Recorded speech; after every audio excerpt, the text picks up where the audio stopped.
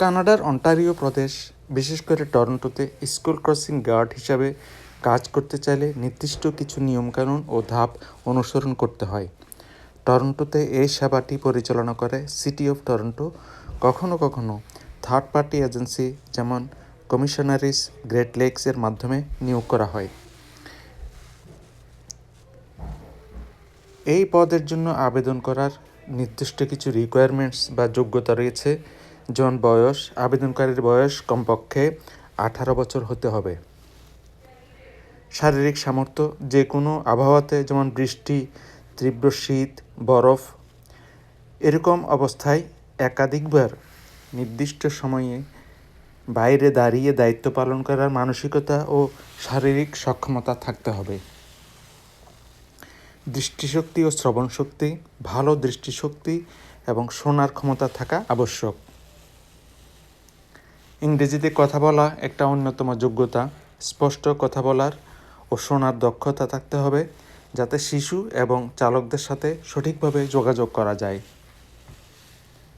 সাধারণত সপ্তাহের সোমবার থেকে শুক্রবার নির্দিষ্ট 2টি বা 3টি শিফটে, যেমন সকালে স্কুলে ঢোকার সময় এবং বিকেলে স্কুলে ছুটির সময় কাজ করতে হয়, তাই সময়ানুবর্তী হওয়া অত্যন্ত জরুরি। আপনাকে পাঞ্চুয়াল হতে হবে এই কাজের জন্য। আবেদনকারীর প্রয়োজনীয় কাগজপত্র কী কী জমা দিতে হবে, যেমন রেজিউমি, একটা জীবন বৃত্তান্ত হালনাগাদ latest, police reference checks, vulnerable sector check. যেহেতু এই কাজটি শিশুদের সুরক্ষার সাথে জড়িত, তাই আবেদনকারীকে অবশ্যই এক clean police record, vulnerable sector check সহ জমা দিতে হবে। 2 ধরনের পুলিশ রেকর্ড আছে, যেটা ভালনারেবল সেক্টর চেক, সেটা দেখে নেবেন, ওখানে অ্যাপ্লাই করতে হবে। কাজের অনুমতি, কানাডায় আইনগতভাবে কাজ করার বৈধ অনুমতি থাকতে হবে। এখন কী স্টেপ আছে এই অ্যাপ্লিকেশন করার জন্য সেটা বলছি। সরাসরি city of Toronto jobs portal, যেমন toronto.ca জবস, এখানে গিয়ে স্কুল ক্রসিং গার্ড লিখে সার্চ করুন, আপনি এটা দেখতে পাবেন সেখানে।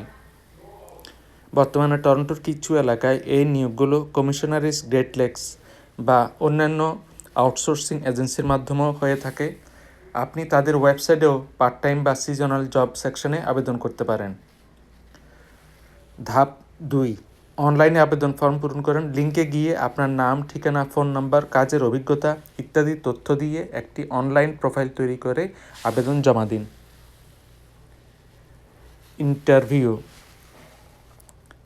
সিভি বাছাই হলে আপনাকে একটি অনলাইন বা ইন পার্সন ইন্টারভিউর জন্য ডাকা হবে। এখানে মূলত আপনার দায়িত্ববোধ, যোগাযোগের দক্ষতা এবং বিভিন্ন পরিস্থিতিতে আপনার সিদ্ধান্ত নেওয়ার ক্ষমতা যাচাই করা হবে। ইন্টারভিউতে টিকলে আপনার ভালনারেবল সেক্টর চেক করানো হবে পুলিশের মাধ্যমে, পুলিশই যাচাই করেন যেটা, এবং প্রাথমিক শারীরিক ফিটনেস নিশ্চিত করা হবে। চূড়ান্তভাবে নির্বাচিত হলে সিটি বা সংস্থার পক্ষ থেকে একটি সংক্ষিপ্ত ট্রেনিং আপনাকে দেওয়া হবে।